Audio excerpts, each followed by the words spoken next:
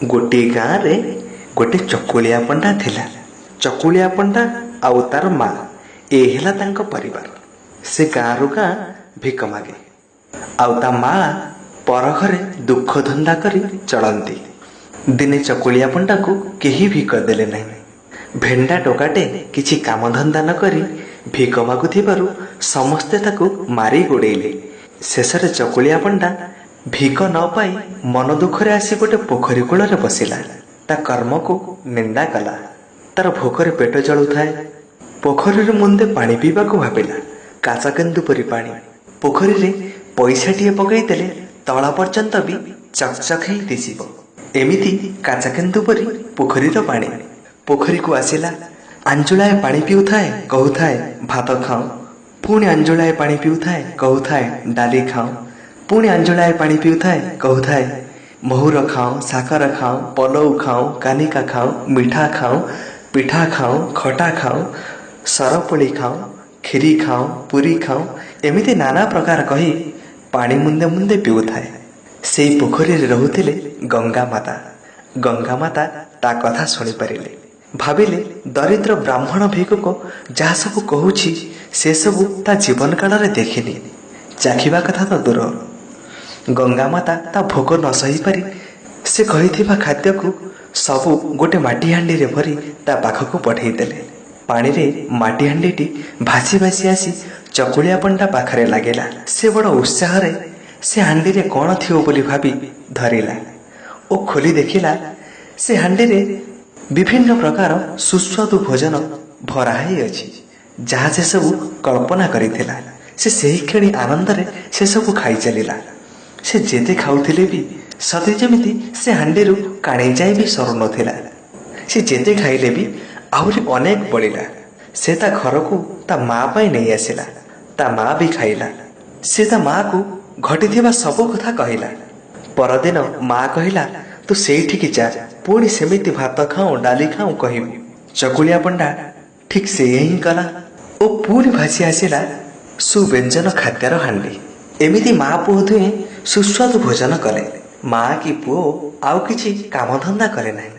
एमिति सबुदिन पुओ आसी से पोखरी कूलरू गंगा मातांक ठारू खाद्य नहीं जाउथिला।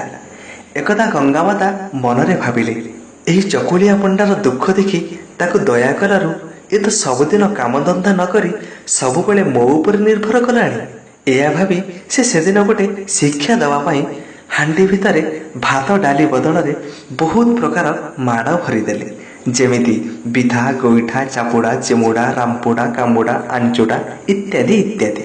सबुदिन परी सेदिन भी चकुलिया पंडा पोखरी कूल रे खाइबाकू हांडीटे खोलिला। तापरे आउ किए संभाळे। से हांडीरु आसिला माड़ मारी चकुलिया पंडा को नाकेदम करिदेले। से हांडीर घोड़णी को घोड़ेई देला। घोड़णी घोड़ेई देवारु माड़ बर्षिबा थपकी थमीगला। से भाविला एसबू मो माँ पाई हेछि। माँ जदि भात डाली खाउथिला आज भी माड़ खाऊ। एया भावी हांडीटी को नहीं घरे रखिदेला। माँ तार ठीक खाइबा समय रे जेतेबेले हांडीटी खोली देछि से भी असंभाळ माड़ खाइला ओ प्राण विकल रे हांडीर तेलुणीटी को बंद करि देबारु माड़रू मुक्ति पाइला। सेदिन दुहे खाड़ा उपास प्रचुर माड़ खाई दुहे नील। राति रे चकुलिया पंडार माँ हांडीटी को तांको बारी रे रखी दे आसिला। सेदिन राति रे पंजाय चोर कोठी गोटे सिंधुकटे चोरी करी सेई पट दे जाउथिले। देखिले गोटे सुंदर हांडी। उत्कंठा बढ़िला जे से हांडी रे कोन अछि देखिबाको। सेथिरु जणे चोर से हांडी को खोरीदेला। आउ हांडी को खोरीदेला परे चकुलिया पंडा और ता मार जो अवस्था हेतिला ई चोर मानकर भी ठीक सेही अवस्था हला। सेमाने प्राण विकल रे सिंधुकटे छाड़ी कुआटे दौड़ी पळेई गले। एसबु कथा माँ पुओ तांको झरकारे देखुथिले कारण ए भयंकर माड़ शुणी तांकर निद भांगीगला।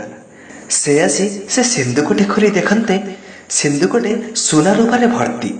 से चटापट सिंधुकटी को घर को नहीं गले। राति सारा ए माँ पुओंकर आउ निद नहीं। सकाळ हेला माँ भाविला ये केते अछि आको टिके मापचोप करिबा। तेणु पड़िशा घर को जाई सेरटे मागिला। पड़िशा लोकटे भाविला आंकर तो दिने रोषेई हेले दिने उपास। एमाने सेर कौन करिवे कौन एमती जिनस भाविवे जे ଏଇଆ ଭାବି ତା ମନରେ ଟିକେ ସନ୍ଦେହ ଆସିଲା। ତେଣୁ ସେ ସେର ତଳେ କିଛି ଅଠା ଲଗେଇ ୟାଙ୍କୁ ଦେଇଦେଲା। ଏମାନେ ସୁନାରୂପା ମାପଚୁପ କରିବା ପରେ ସେରଟିକୁ ଫେରେଇ ଦେଲେ। ପଡ଼ିଶାଟି ସେରର ତଳପଟ ଦେଖେ ତ ସେଥିରେ ଲାଗିଛି ବହୁତ ଗୁଡ଼ିଏ ସୁନା। ପଡ଼ିଶାଟେ ସୁନା ପାଇଁ ବହୁତ ଖୁସି ହେଇଗଲା।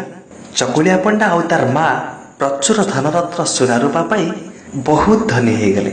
ସେଦିନଠୁ ତାଙ୍କର ଦୁଃଖର ଦିନ ସରିଗଲା।